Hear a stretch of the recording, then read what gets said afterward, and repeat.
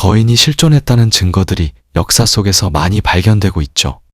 그중 미국의 신문에 실리기까지 하였으며 거인 실존 증거를 조직적으로 숨겼다는 이야기가 있다면 믿으시겠습니까? 오늘은 이 이야기가 어디서 나왔고 기록을 따라가면 실제로 무엇이 확인되는지 알아보겠습니다. 사건의 발달은 스미소니언이 1900년대 초 미국 전역에서 수천 개의 거인 유골을 파괴했다는 것으로 시작되죠. 스미소니언은 미국 정부가 관리하는 박물관 및 연구센터로 지식의 확산과 보급을 위해 설립된 단체입니다. 미국 대체고고학 연구소에서 거인 유골을 파괴하고 숨겼다는 이유로 대법원에 스미소니언을 고소하지만 사실을 부정하죠.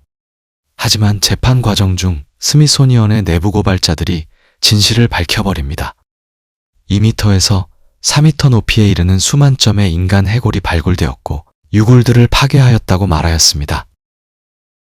법원도 처음에는 고고학 연구소의 주장을 믿지 않았지만 2011년 오하이오주에서 거인의 대퇴골이 발견된 것을 시점으로 입장이 바뀌죠. 이후 법원은 스미소니언 협회에 대해 무덤을 만든 사람들의 문화와 관련된 증거의 파괴와 보통 사람보다 거대하게 큰 인간 유골과 관련된 요소와 관련된 것에 대한 기밀 정보를 공개하고 게시하도록 스미소니언에 명령합니다. 하지만 정보는 내부에서만 알고 있을 뿐이었죠. 이 사건을 다루면서 거인 유골을 발굴한 당시 상황이 뉴스로 보도된 자료도 쏟아져 나오게 되죠.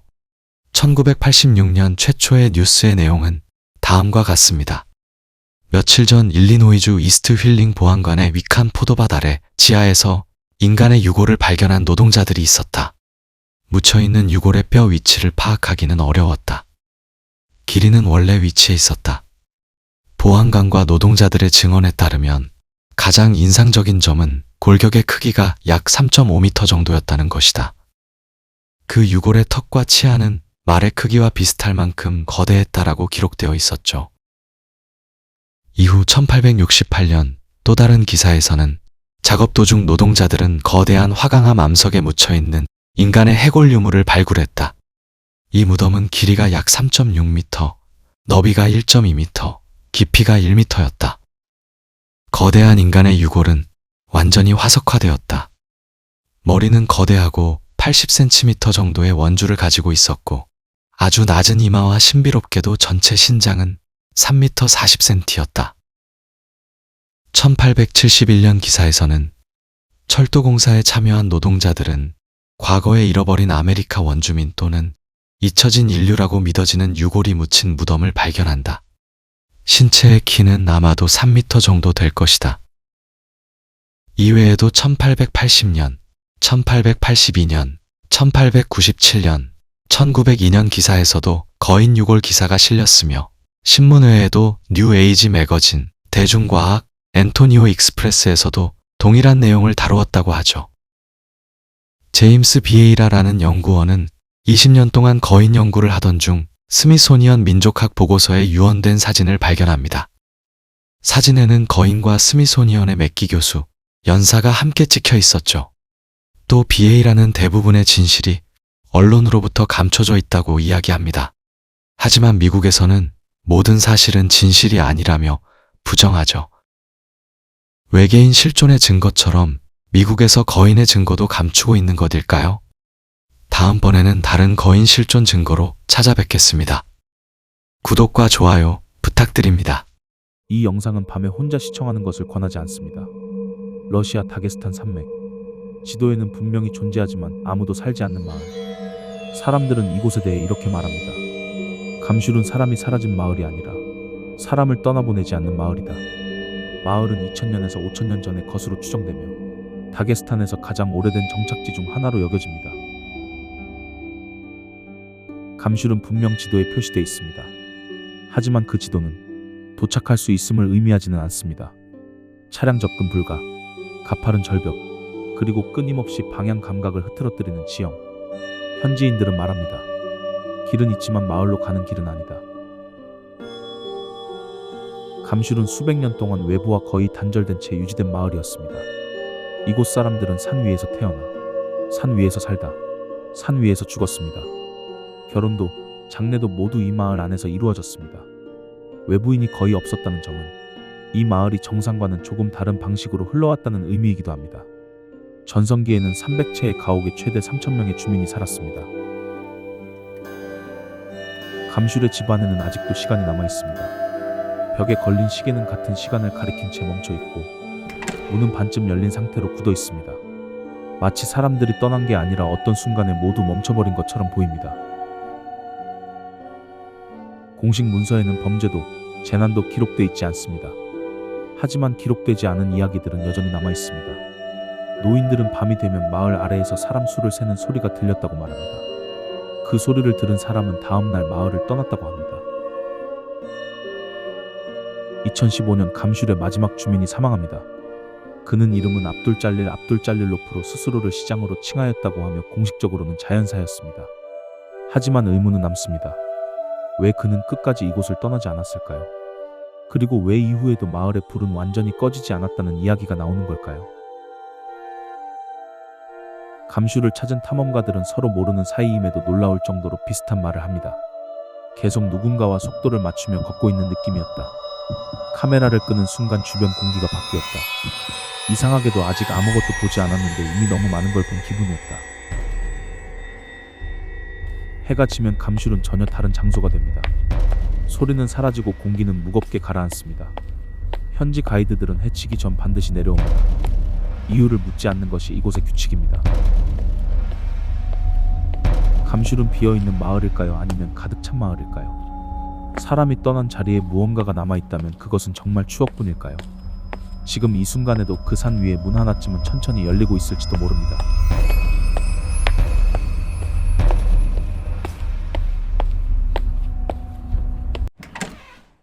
여러분은 전쟁에 참전한 곰이 실제로 존재했다는 사실 알고 계셨나요?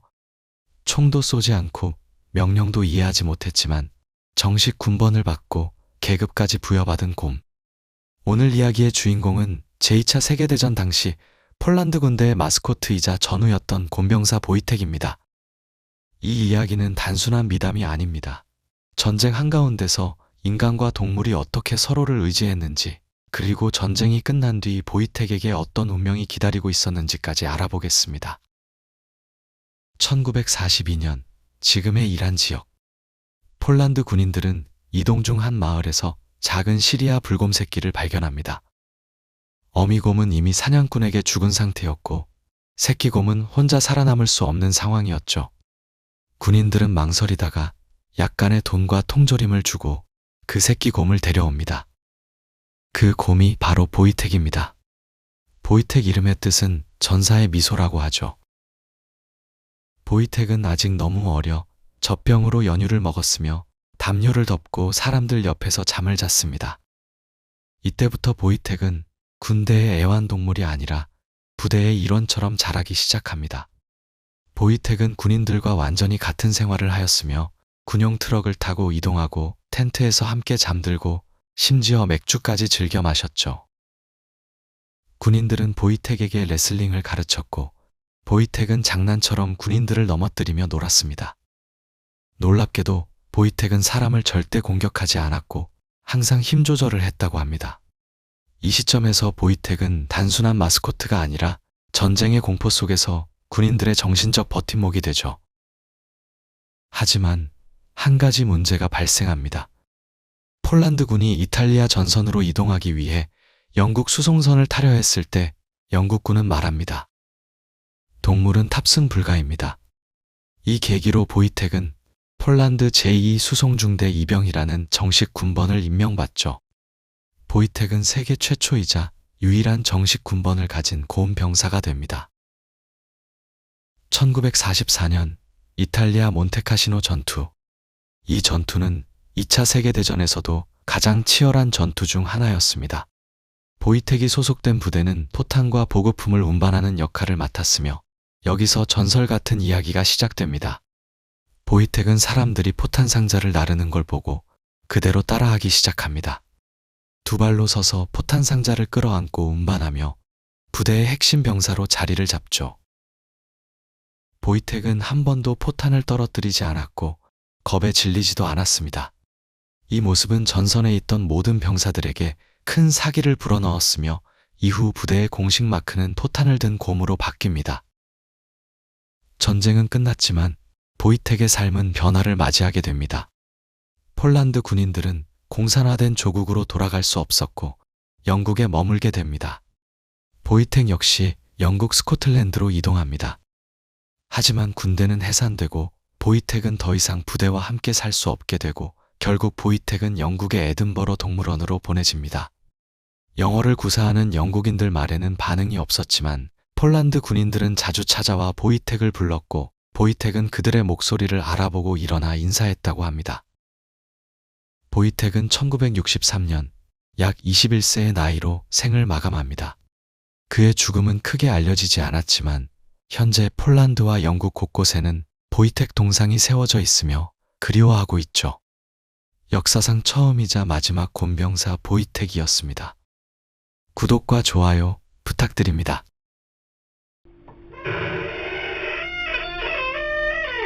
안녕하세요. 미궁산책입니다. 이번에는 실종 8년 만에 바다 한가운데서 미라로 발견된 항해사와 의문점을 파헤쳐 보겠습니다. 2016년 2월 필리핀 어부인 크리스토퍼 에스카르테는 바다에서 작업 중 멀리 떠있는 요트 한 대를 발견합니다. 요트는 필리핀 바로보 해변에 100km 떨어진 곳에서 발견되었죠. 바다 한가운데서 움직이지도 않고 돛이 부러진 채 멈춰 있었으며 이상함을 느낀 어는 요트로 다가갔고 거기에서 시신 한 구를 발견합니다. 시신은 미라 상태로 부패된 상태였죠. 이 시신의 정체는 만프레트 프리츠 바요라트. 독일인 항해가로 수십 년간 전 해역을 누빈 베테랑이었습니다. 그의 항해에는 늘 아내가 함께 있었지만 2008년 이혼 후 홀로 바다를 나섰으며 2009년부터 가족을 비롯한 모든 지인들과 연락이 끊겼다고 하죠. 조사 결과 여러 가지 사실이 밝혀지는데 사인은 심장마비로 죽은 지 고작 7일밖에 안 되었다는 것이었습니다. 시신이 미라화된 것은 건조하고 염분이 많은 바람, 높은 온도 조건 때문이라고 추측하지만 실제 미라가 형성되기에는 바다 위는 완벽한 조건이 아니었기 때문에 많은 추측들만 남발했죠. 요트 안에 아내를 향한 진심이 담긴 편지 하나가 발견되었는데 내용은 이러했습니다. 30년간 우리는 같은 길을 함께 걸었다. 그런데 악마의 힘이 생존의 의지보다 강했다. 당신은 떠났다. 당신의 영혼이 평화와 함께하길.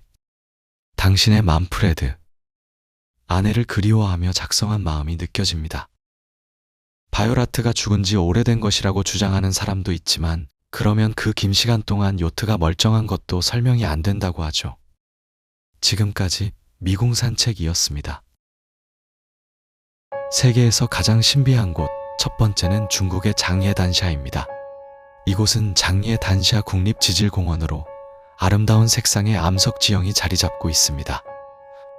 이 국립공원은 중국 북서부 간수성 장예시 근처에 위치하고 있으며 2011년 11월 국립지질공원으로 지정되었죠. 영상에서 보시는 것처럼 다채로운 색상의 암석은 중국에서 가장 아름다운 지형 중 하나로 선정되었으며 관광명소로 많은 사람들이 찾는 곳이 되었습니다. 이 지형은 2400만 년 이상의 기간 동안 사암 및 여러 광물로 구성된 지질의 퇴적작용으로 만들어졌다고 하죠.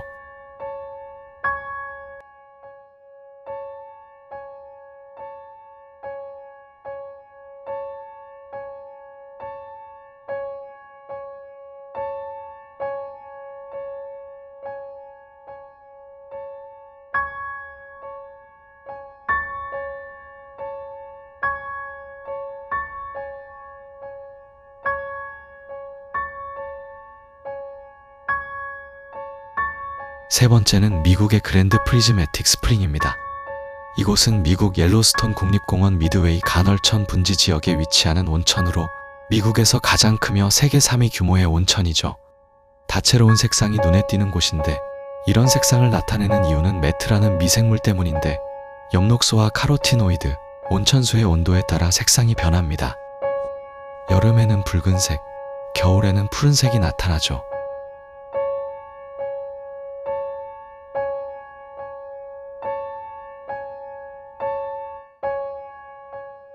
네 번째는 투르크메니스탄의 지옥문입니다. 1971년 사고로 100m가량의 구멍이 생겼으며 유독가스가 나오는 것을 막기 위해 불을 붙였죠. 불은 절대 꺼지지 않으며 이름처럼 으스스한 분위기를 연출합니다.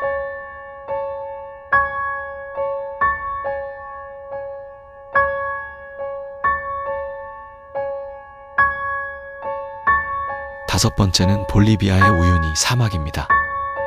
이곳은 볼리비아에 있는 건조 호수로 면적이 서울의 15배에 달하는 크기입니다. 이곳은 볼리비아 남서부 포토시주와 오르로주에 위치하며 세상에서 가장 큰 거울이라고 불리기도 하죠.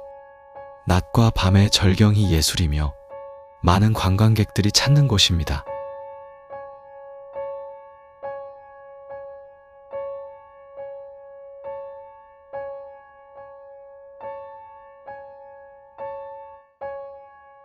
여섯 번째는 뉴질랜드 와이토모 반딧불 동굴입니다. 이곳은 뉴질랜드 북섬 와이토모에 위치하며 반딧불들이 만들어내는 장관은 말로 표현할 수 없죠.